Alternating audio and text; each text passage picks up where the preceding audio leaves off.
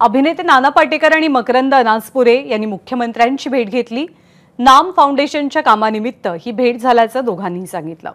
जिथे नाम फाउंडेशन मार्फत काम करण्याची गरज आहे त्या गावांनी तात्काळ संपर्क साधावा असं आवाहन यावेळी मकरंद अनासपुरेंनी केलं। ते यावेळी नाना पाटेकरांना निवडणूक लढवण्यासंदर्भात विचारलेल्या प्रश्नावर त्यांनी मिश्किल प्रतिक्रिया दिली।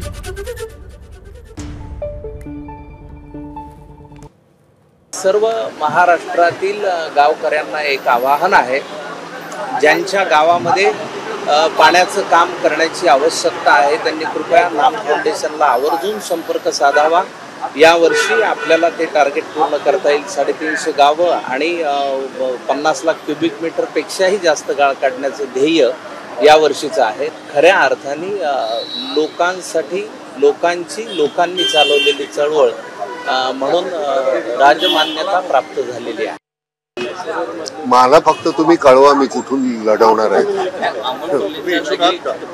नाही म्हणजे मला खूप ठिकाणून मी निवडणूक लढवणार असं येतंय, फक्त मला ते कळलं कुठून लढवणार आहे तो बरं होईल। अमोल कोल्हेंच्या जागी आपलं नाव चर्चेत होतं।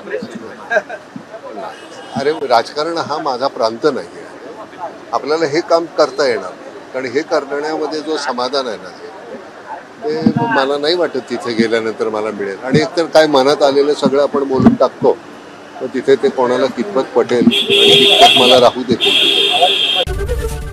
एबीपी माझा, उघडा डोळे बघा नीट।